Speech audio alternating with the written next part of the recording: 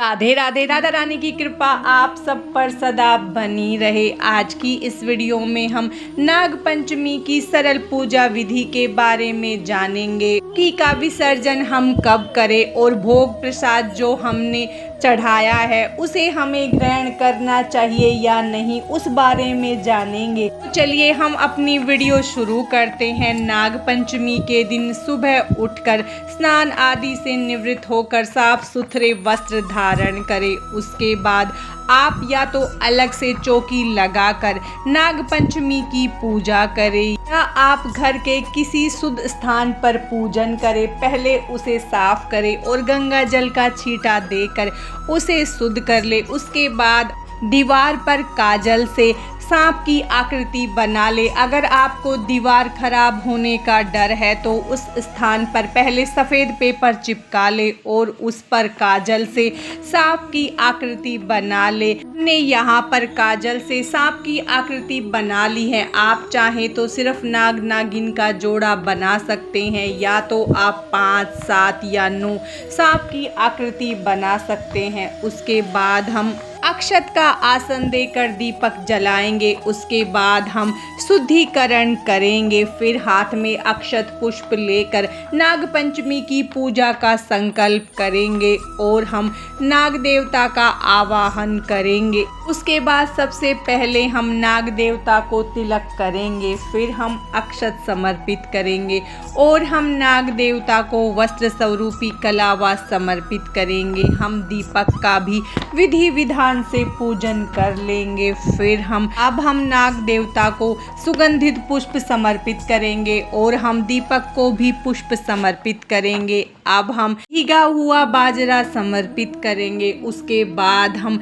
कच्चा दूध भोग स्वरूप समर्पित करेंगे। आप दूध कच्चा ही समर्पित करें, गर्म किया हुआ दूध समर्पित ना करें। फिर हम दक्षिणा समर्पित करेंगे। उसके बाद हम भोग स्वरूप मीठा समर्पित करेंगे। आपके पास जो भी मीठा हो वो समर्पित करें। उसके बाद हम 1 लोटा शुद्ध जल लेंगे और हाथ में थोड़ा सा भीगा हुआ बाजरा लेकर नाग पंचमी की कथा पढ़ेंगे या सुनेंगे। उसके बाद हाथ के बाजरे को थोड़ा सा लोटे में थोड़ा सा नाग देवता को समर्पित करेंगे। फिर हम या तो कपूर से या आपने जो दीपक जलाया है उसी से हम आरती करेंगे और आरती करने के बाद हाथ जोड़कर नाग देवता से पूजा में हुई गलतियों के लिए क्षमा याचना करेंगे और नाग देवता से प्रार्थना करेंगे कि वो अपनी कृपा बनाए रखे। हाथ में थोड़ा सा जल लेकर 3 बार घुमा देंगे। इस तरह से हम अपनी नाग पंचमी की पूजा को पूर्ण करेंगे। नाग पंचमी की पूजा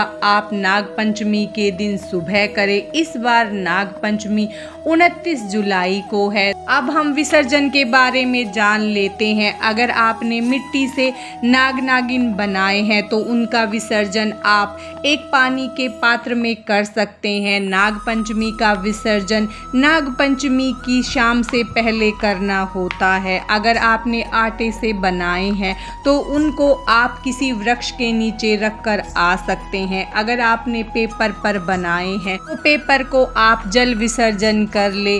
अगर आपने दीवार पर सीधा नाग देवता बनाए हैं तो आप पहले नाग देवता से हाथ जोड़कर प्रार्थना करें कि वो आपके परिवार पर हमेशा कृपा बनाए रखे। उसके बाद हाथ जोड़कर उनसे प्रार्थना करें कि वो अपने स्थान पधारे। उसके बाद गंगा जल का छींटा देकर आप इन्हें साफ कर सकते हैं और नाग देवता को जो भी भोग समर्पित किया जाता है उसे किसी को नहीं दिया जाता है, क्योंकि उस प्रसाद को ग्रहण नहीं किया जाता है। तो आपने जो भी भोग प्रसाद समर्पित किया है उसे किसी वृक्ष के नीचे रख के आ जाएं, जिससे चींटियां उन्हें ग्रहण कर सके।